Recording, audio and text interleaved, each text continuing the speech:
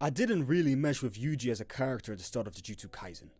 Actually, throughout most of the story, I didn't really get him as a character.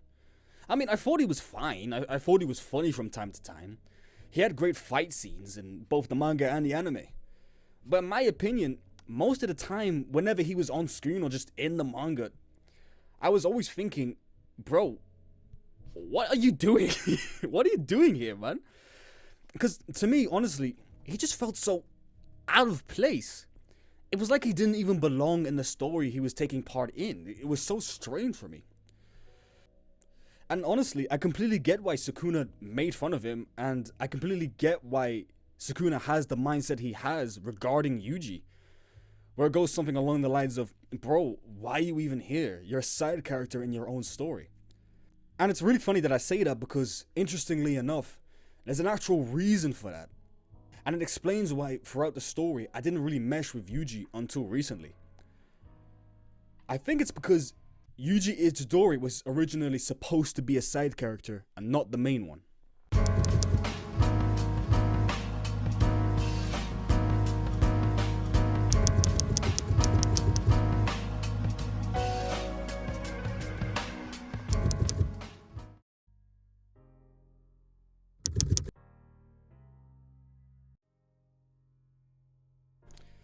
Much like how Yu Haibara is a fun, quirky, and optimistic side character, Yuji was meant to be the exact same. In the original concept of the story called Jujutsu Sosen, I hope I'm pronouncing that right, Jujutsu Sosen, Gege Akutami, the author of Jujutsu Kaisen, originally planned to have Megumi to be the main character of the story, and on top of that, the original story for Jujutsu Kaisen as a prototype was supposed to be much, much darker than the one we got. The students of Jujutsu High didn't go to Jujutsu High. Jujutsu Tech was actually supposed to be some form of government-run organization. And instead of Yuji being the one possessed by Sukuna, it was originally supposed to be Megumi. So, given this, it is implied that Yuji was not written to be the main character at all. The reason it was changed was because, well, at the time, Shonen Jump, the company behind the serialization of Jujutsu Kaisen and all of your favorite manga today, was nowhere near as lenient as they are now with telling darker stories, like the prototype of Jujutsu Kaisen. Let me quickly provide some context here, just in case you don't know. There are a few types of manga aimed for different types of audiences. The most popular being shonen, literally translating to boy or youth. And it's typically aimed towards young teens aged around 12 to 18 years old, specifically boys in middle school or high school. In my opinion, this is the reason why most shonen are set in high school, because that is the target audience, people in high school. Shonen usually focuses on action-packed fights, themes of overcoming challenges, perseverance, friendship, and overall becoming better or stronger as a byproduct of that. Think about Naruto wanting to become the next Hokage, or Luffy from One Piece wanting to become the Pirate King, or Deku from My Hero wanting to become the world's #1 hero. Overall, shonen focuses on action, adventure, and coming-of-age themes, which serves as the perfect medium for people in that age bracket, who would relate and be going through that exact same experience. But then we have another genre of manga called Seinen, which translates to young man or youth. And Seinen is targeted towards young men aged 18 and up. Seinen stories are typically much darker and tackle heavier, more mature themes to match with the audience. The topics can vary from anywhere between existentialism, war, politics, sexuality, psychology, morality, just to name a few. Now, not saying shonen can't cover these subjects, but because of the clear difference in target audience, there is clearly only so far that a shonen manga writer can go when tackling themes like that. For instance, can you imagine Goku talking about the political and economic state of the world right now? Probably not. And don't even get me started. Can you imagine Goku, of all people, trying to explain the birds and the bees? Bulma! Sex makes babies! I'm well aware. These kinds of conversations, themes, and ideas can be freely explored and often are in seinen stories. The most notable stories of the seinen genre are Berserk, Vagabond, or Vinland Saga, just to name a few. Now, why am I covering all this? Well, recently, upon reflection after finishing and reading Jujutsu Kaisen, I came up with a theory that I'm going to attempt to prove over the course of this video and 2 more videos after it. call it a limited YouTube series for free. Please like and subscribe to the video. I have rent to pay, bro. I'm going to attempt to prove a personal theory of mine. The theory being, Yuji Itadori is a case study of what happens when a shonen character is stuck in a seinen world. I mean, shit, imagine the reverse. Could you imagine Guts and like Demon Slayer or some shit? Bro, he would wipe the floor with those little Now, if you keep up with some popular stories in Shonen Jump right now, you'll notice that a lot of them, such as Chainsaw Man, Hell's Paradise, and Kagurabachi, all cover incredibly dark themes and ideas. Now, dark themes or moments in Shonen aren't particularly new. I mean, I'm sure we can look at Trunks' timeline from Dragon Ball and admit that losing everyone you love and then your mentor is pretty fucking dark. Or in My Hero Academia during the Overhaul arc, where Overhaul is implied to be torturing and using a literal 6-year-old child to create a drug to erase the quirks of the heroes of society. Holy shit, that last one literally sounds like a Seinen series. How did he get that? Fuck, how is that in a Shonen series? Like, how? Holy shit, that's crazy. Anyway, a majority of the time, stories like Dragon Ball or My Hero mainly focus on the main character and whatever their quest is. Stories like Dragon Ball or My Hero, whilst having dark moments, aren't necessarily drowning in that dark atmosphere all the time, even if dark moments or dark undertones are present throughout the story. But in the last few years, something's changed. Something's shifted in Shonen Jump. Have you ever wondered how a story like Chainsaw Man, Hell's Paradise, or Kagurabachi, all stories that tackle incredibly dark subjects, not just once or twice, but on a consistent basis, all somehow managed to make it into Shonen Jump? Well, and this is just my opinion, but I believe that it was because of the popularity of the Jujutsu Kaisen that opened the door for these other stories. Let me explain my case. Sure, Tatsuki Fujimoto, the author behind Chainsaw Man, had already established himself with Fire Punch, so there was already some nuance for him. But for Gege, this is his first real attempt at civilization as a manga creator. He created a few one-shots before, one of them happening to be Jujutsu Kaisen 0, the prequel to Jujutsu Kaisen. Shonen offered him an opportunity to create a series out of Jujutsu Kaisen, and of course he wanted to take it. However, his editor mentioned how the original story for Jujutsu Kaisen, Jujutsu Sosen, was far too dark and how he had to change it to lighten it up for Shonen Jump. Gege admitted that he didn't want to do it, but in the end he made the change, and instead of being set as a government-run agency and having Megami be the main character, instead it was run as a high school for sorcerers, and Yuji Itadori became the main character. The reason for this change, in my opinion, was that it fit the typical shonen mold at the time. And this is why, in my opinion, Season 1 of Jujutsu Kaisen, whilst being a great watch, is nowhere near as good or as interesting as the rest of the story. And that was probably because it wasn't Gege's original artistic intention to set it as it was. This may be speculation or something on my part, so correct me in the comment section if I'm getting any of this wrong, but the original intention was to start the story off in the Culling Games arc. Yeah, that deep into the story, by the way. But he settled for a lighter tone for the sake of serialization. But despite this didn't deter him from executing the vision he wanted. And by the time the Shibuya incident came out of the manga, well, I think we saw what happened. Due to the widespread appeal of the Shibuya incident and how dark it was compared to a lot of what was in Shonen at the time, Shonen Jump decided to take a risk to allow their shonen stories to tackle much darker themes because of the insane popularity of the Shibuya incident. The success and appeal of the Shibuya arc not only allowed Gege to keep writing the story how he wanted, but also for other creators to start taking risks in their stories as well. Which is why stories like Chainsaw Man or Kagurabachi, which are both tackled incredibly heavy and dark topics such as human trafficking, identity, trauma, psychology, and much darker topics, both appear in Shonen Jump and not a Seinen magazine instead. This led to Gege writing the rest of the Culling Games how he originally wanted, eventually leading on to the Shinjuku Showdown, which is arguably one of the most talked about topics in the manga community, due to one little fight that's going to break the internet when it's animated. Now, I'll admit upon my first read through, Jujutsu Kaisen is not a perfect story, but no story really is. I and a lot of other people who read the Shinjuku Showdown noticed too, that after the fight with Gojo and Sukuna, it basically transformed from a fight against the strongest into a raid boss. The final fight was enjoyable, but it definitely had its issues. Notably how there really was not any downtime to get into the characters' heads and to see where they were at.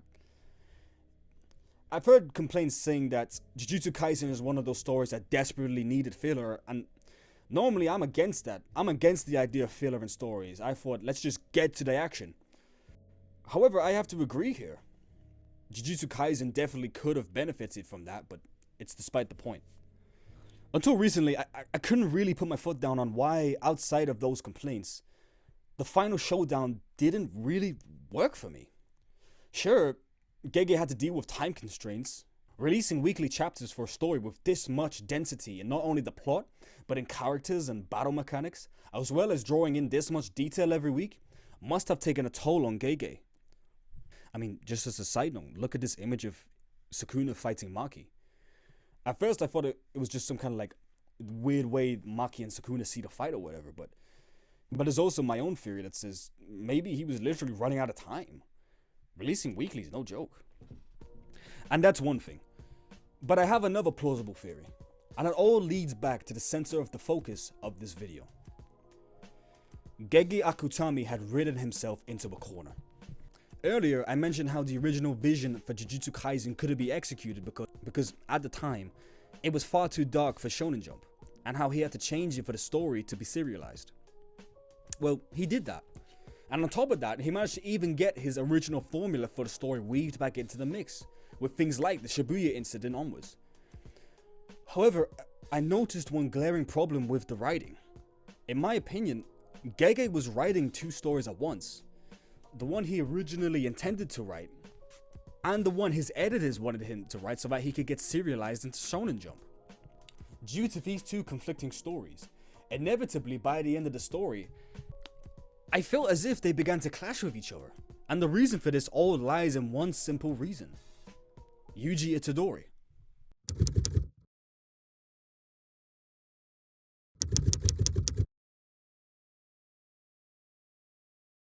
Yuji Itadori must have been a massive issue for Gege because he wasn't meant to be the main character, but at the last minute he became the main character and had the whole story revolve around him. Now, in my opinion, he managed to make it work despite all of this, which just shows how talented and brilliant Gege is as a writer and creator. But I would be lying if I said the entire time I was reading the manga or watching the anime, I wasn't wondering, why is Yuji still here? He feels so out of place. It doesn't make any sense. And perhaps Gege felt that too. Now look, I'm not a psychic and I cannot go back in time or mind read what Gege really thought or does think about Yuji at the time. This is just my personal interpretation of the matter.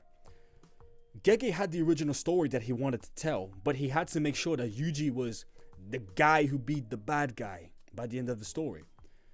And this must have been an absolute nightmare for Gege to write with. Yuji Itadori was a piece to this puzzle that simply would not fit the board.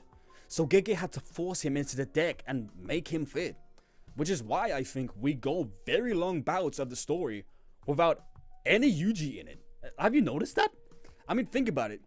During the Culling Games and Summer Shibuya, heck, even at the start of the Shinjuku Showdown, Yuji is barely present. I'm not saying he's never present throughout the Culling Games, but he's nowhere near as present as he was in Season 1 or Season 2 even. Yuji was a wild card that was forced into Gege's hand, and he just didn't know how to play him properly, in my opinion. I mean, originally, that was what I thought.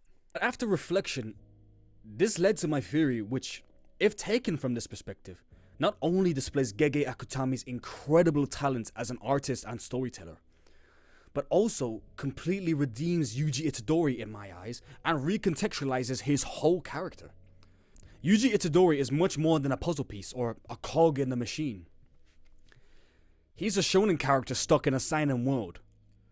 Don't believe me? Well, judgment, let me state my case.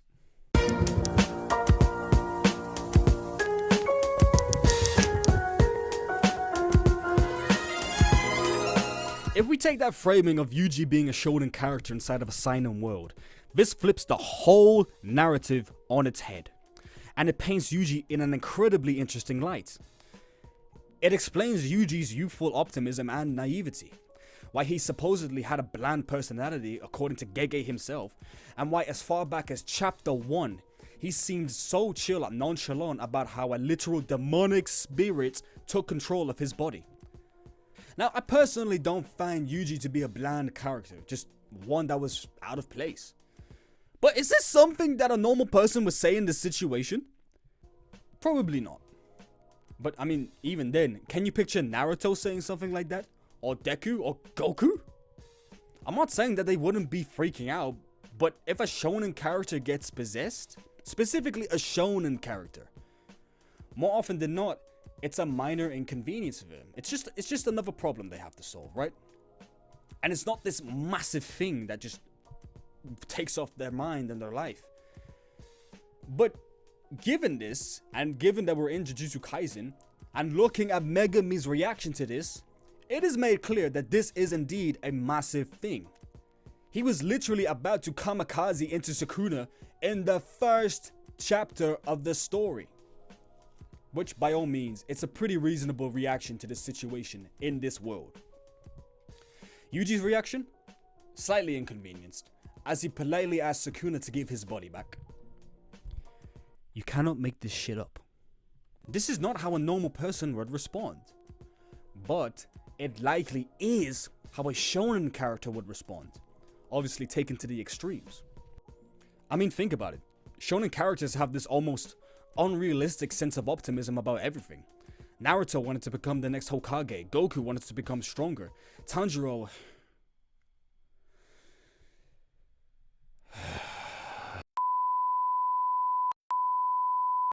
And that trait of optimism is presented in no one more prevalent than Yuji Itadori.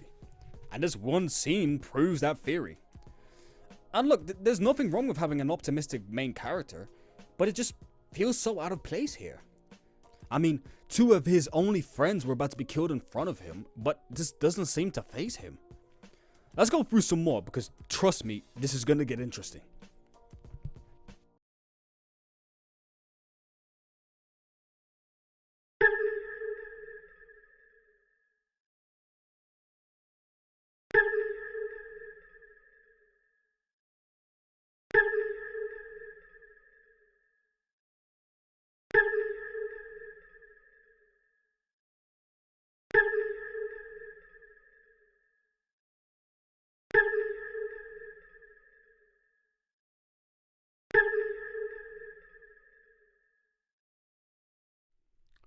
Later on in the story, in the detention center, this idea of Shonen and Seinen is presented again, when Yuji, Megami, and Nobara are sent to locate and evacuate survivors within the center after a special grade cursed wound was found there.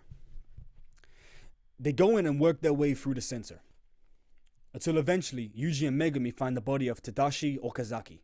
I am so sorry if I am mispronouncing that. An inmate at the detention center. Yuji's immediate response is to bring the body back to the mother who was seen outside of the center, worrying for his life. This is Yuji's first display and a clear example of his naivety at this time, as Megami states to just leave the body. Yuji disagrees with this at first, stating how they may not be able to make it back, as every door seems to lead to a different room within the domain the special great curse has placed around the center, and Yuji worries that they may not be able to bring the body back. But then Megami clarifies what he meant. I never said we'll come back. I said to leave him. He's not even worth saving alive. Why would I save his dead body? This completely throws Yuji off, as he grabs Megami and gets into an argument with him about taking the body back to his mother. But then Megami gives more context. They're in a juvenile detention center. The body he's trying to bring back belonged to Tadashi Okazaki, a man who ended up in there for getting caught driving a car without a driving license. He ended up hitting and killing a little girl who was walking home from school. And how it was his second time getting caught without a license. Megami then says how Yuji wants to save as many people as possible, and how he focuses on going out with a natural death. But the next question he asks Yuji brings his entire character into question, as well as his resolve and sense of self. Megami asks him, but who's to say that someone you save won't kill someone in the future? And this singular question is the most defining question for Yuji Itadori as a character, in my opinion.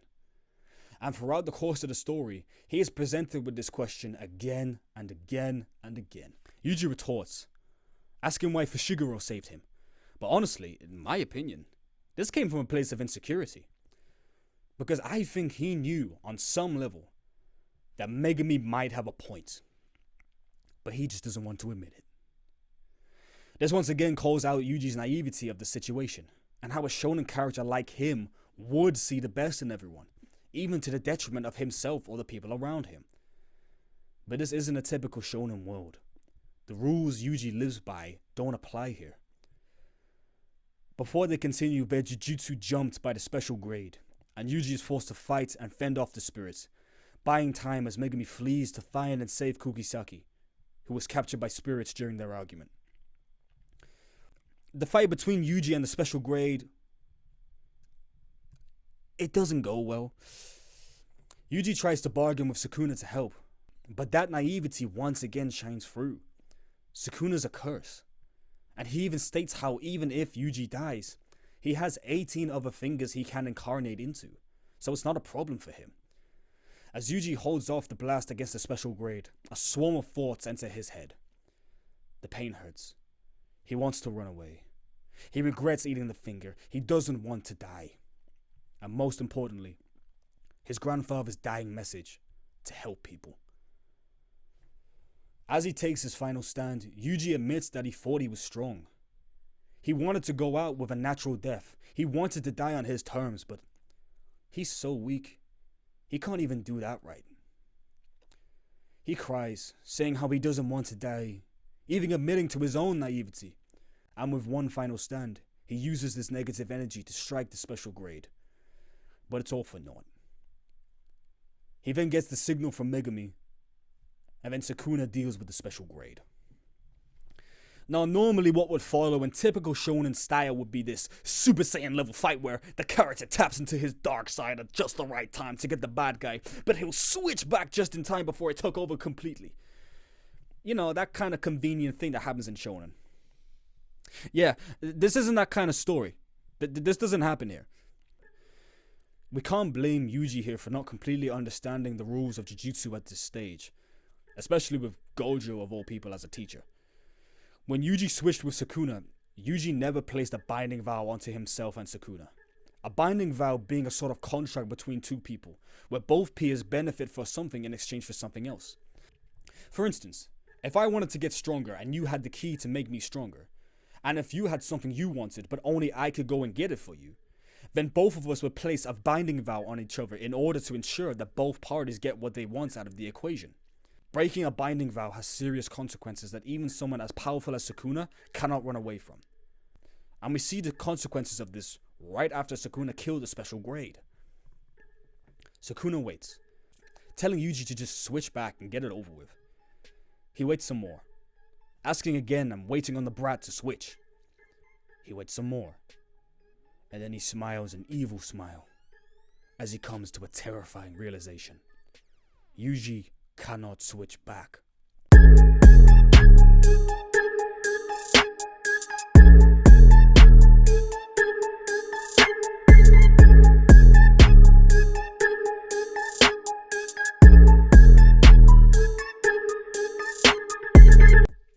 Yuji never set up a binding vow where Sukuna can switch with him in exchange for something. The rules of Jujutsu are very strict. Yuji used Sukuna's power without Sukuna having any choice on whether or not he wanted to in the matter. And because of this, Sukuna has complete control of the body. Sukuna then fights Megumi, holds Yuji hostage by ripping out his heart, and eventually switches back after Megumi admits why he saves people. This in turn kills Yuji. Well, he's not really dead. He's trapped inside Sukuna's innate domain with him, but this whole section just shows Yuji's shonen naivety here. Yuji seeing the best in people, like most shonen protagonists would, literally is the reason he got himself killed. That optimistic attitude, blinded by the delusion of helping others reach a natural death, was the reason he died here. This displays and conveys a simple rule within the world of Jujutsu Kaisen. Your shonen tropes don't belong here. It's like Gege himself was poking fun at Shonen Jump for making him change their story. Gege being Sukuna and Yuji being Shonen Jump. Luckily, Yuji gets a second chance, thanks to the ironic benevolence of Sukuna, but not without a binding vow as a bargaining chip. Yuji is resurrected and now has to pretend to be dead. This is one of many scenarios where Yuji's shonen optimism has been a disadvantage instead of an advantage. The next being with the situation of Mahito and Junpei, and another one after that coming to the reality of having to kill as a sorcerer. Something Yuji, like many other shonen protagonists, are not okay with. He reflects on it with Nobara, but she states how, as sorcerers, they can't save everyone, and how this is just how it is as a Jujutsu sorcerer. But still, even then, Yuji's humanity calls into question how, despite them being curses, tears were shed over the lives he took, and he can't shake that responsibility. Even though he and Nobara survived and how he's thankful for it, he now has to live with the weight of taking a life. This is honestly a massive moment and displays so much about Yuji's character here. For the sake of this video and timing, I won't gloss over every single detail completely. But at this point in the story, Yuji's shonen optimism is starting to be put into question by himself. More often than not, up until this point, Yuji's optimism has been taken advantage of.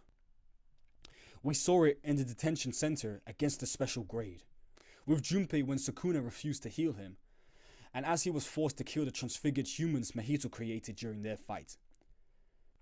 He begins to start to mold to the world of Jujutsu when he kills Choso's brothers with Kugisaki, accepting a dose of the reality he lives in, even if he isn't completely on board with it. After the events of that fight, Megumi and Kugisaki are seen having a conversation about how, the moment Sukuna incarnated into Yuji's body, the fingers started to resonate, meaning that the fingers began to attract cursed spirits towards them. However, because of this, people were caught in the crossfire the moment Yuji ate the finger. One of those people being Junpei's mum. Because of this, Junpei himself would take revenge on the people who he thought were the cause behind his mother's death, only to be killed himself by Mahito, one of the people who actually caused his mother's death. The reason that Megumi tells Kugisaki not to tell Yuji this is because he would blame himself for that, like any normal shonen protagonist would, even though Yuji had no possible way of knowing that would happen. But it doesn't stop Sukuna himself letting Yuji know that whether he intended to or not, it was all his fault. People died because of him. And people are going to continue to die because of him. Megumi's question comes back into Yuji's mind in that moment. But who's to say someone you save won't kill someone in the future? Yuji just tells Sukuna not to tell Megumi. This isn't Yuji telling Sukuna he's wrong, or Yuji denying it. It's Yuji telling Sukuna not to tell Megumi. At this point in the story, the optimism Yuji betrayed is slowly starting to dwindle away as he's forced to come to the reality of the situation. The world of Jujutsu Kaisen is as unforgiving and dark as most seinen worlds. The rules of shonen do not apply to a seinen novel. And Yuji is slowly starting to understand and respect that. He is still holding on to that youthful optimism though, because maybe, just maybe, he could be wrong. But I think what happens next kinda proves Sukuna's point.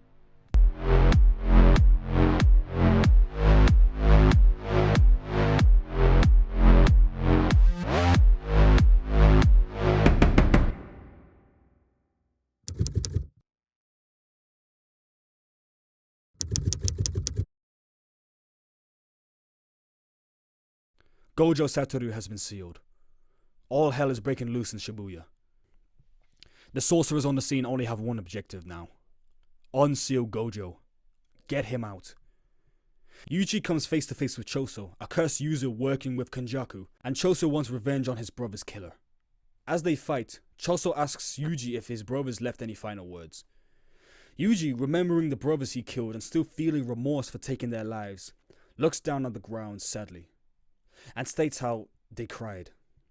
Yuji obviously didn't mean this to belittle Choso's brothers, but Choso didn't take it that way. Their fight continues, eventually leading into the public restrooms as Mechamaru plans to expose the potential weakness of Choso's blood manipulation technique. This is the moment in the story which Yuji starts to accept his role in this world. He doesn't have to be the main character of this shonen story. With the big goals and the optimism and the dreams, he doesn't have to be the one to unseal Gojo. He just has to make sure that he plays the role he was given, and fight to the bitter end to stop Choso. This is just incredibly interesting to me, because it begins to show Yuji starting to conform to, understand, and accept the world he resides in. And so, he fights Choso. And then he loses to Choso. And what comes next is, well, nothing short of a horror film. 小僧せいぜい噛みしめろ。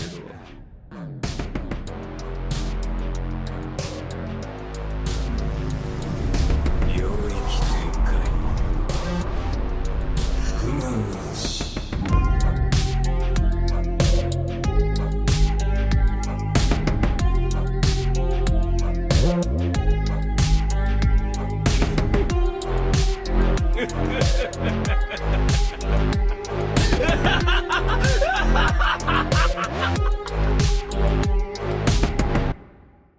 風が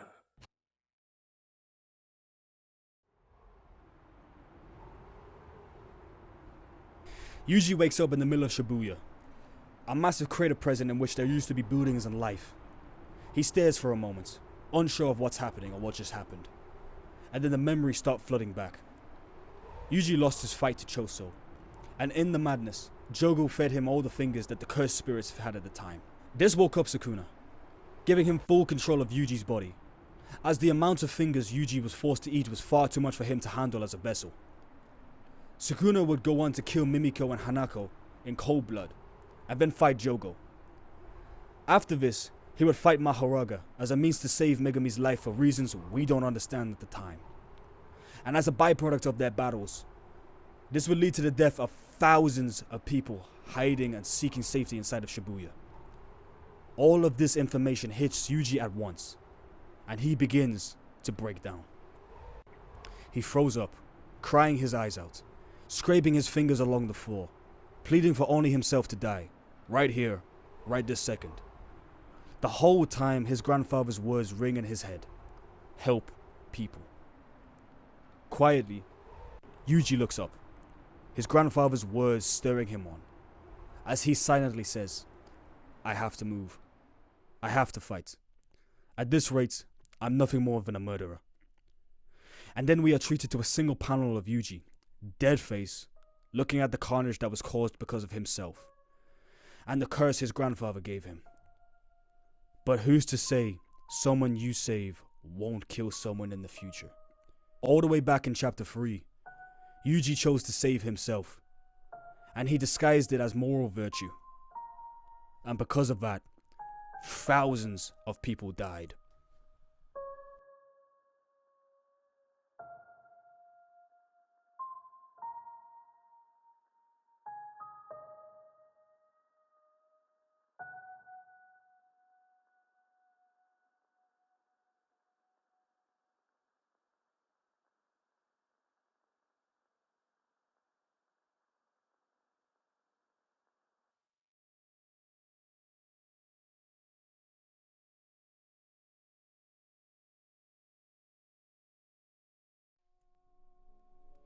Yuji in this portion of the story is incredibly optimistic and naive to the world around him. Much like the other protagonists in the shonen genre, and, if I'm being brutally honest, just like how I was when I started making music. Much like Yuji, I thought that I could live up to my ideals and my dreams with relative simplicity. I believed that it was a straight line from my ideals and my beliefs.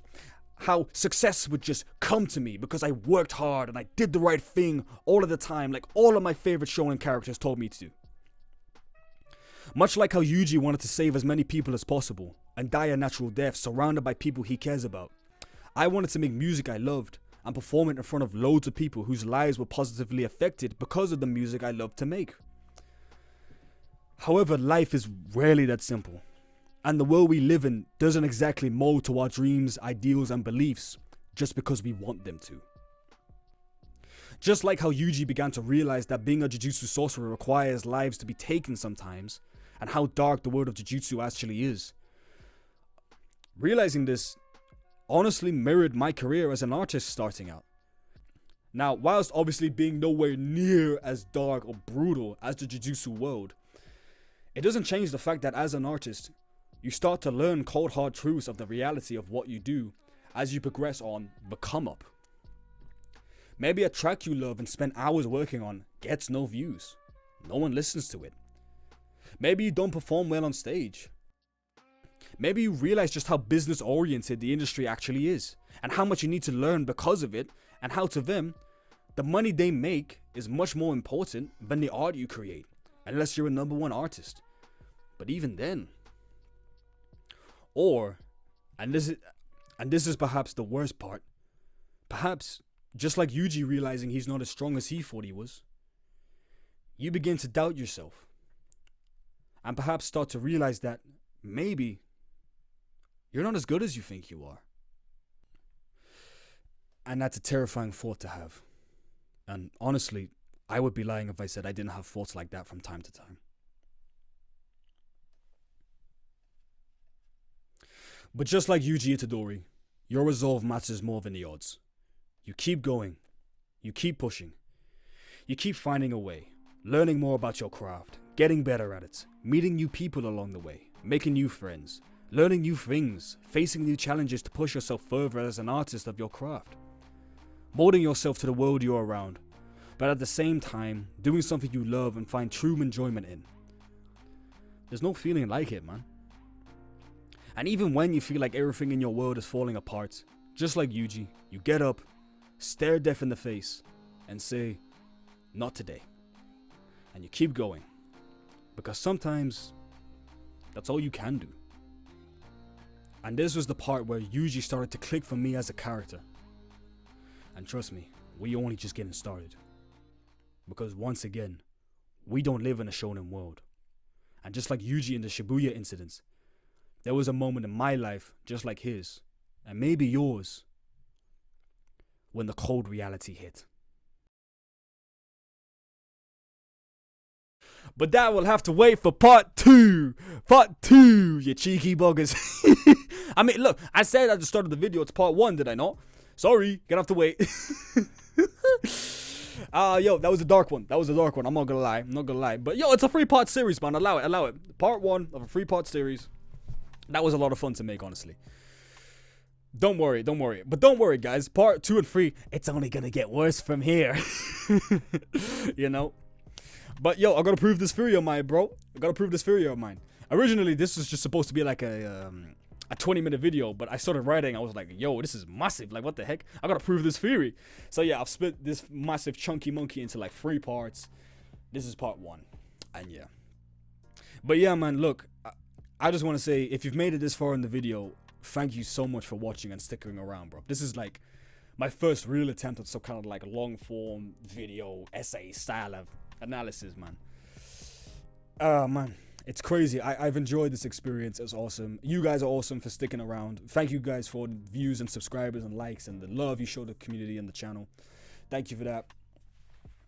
Like I said, the Beginner Bootcamp is coming soon. The school community is coming soon. Part 2 is coming out when it's coming out. You know, got new cook-ups coming out all the time. Always learning, always improving. But despite all of that, thank you guys so much for just being here, rocking with me, sticking to the end, even just clicking on the video. It's more than enough. You guys are awesome. I hope you guys enjoyed the video. Part 2 will come out when it's ready. And yeah, man, I'll see you guys when I see you guys. Have a good day. Thank you guys for watching. Thank you.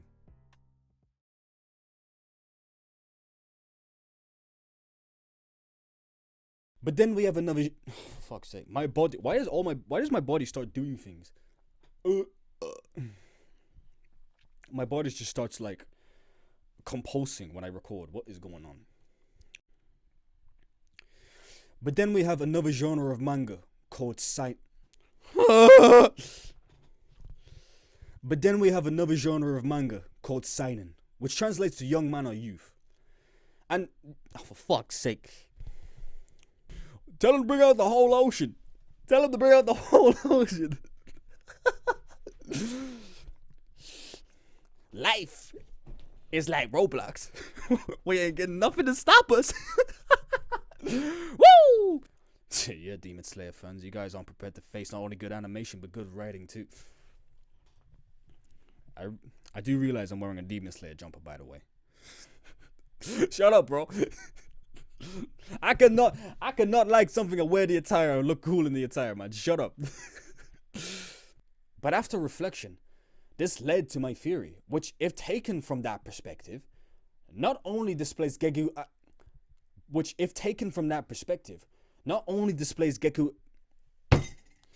an inmate at the detention center. That is a fucking mouthful. Holy shit. Something Yuji, like many shonen protagonists, everything's itchy. It's so annoying, man.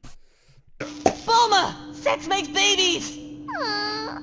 I'm well aware. His resolve and sense of self. Megumi asks him, but who's to say that someone you save won't kill someone in the future? I fucking love this shit, man. I cannot get enough of it. And this singular question is the most defining question for Yuji Itadori.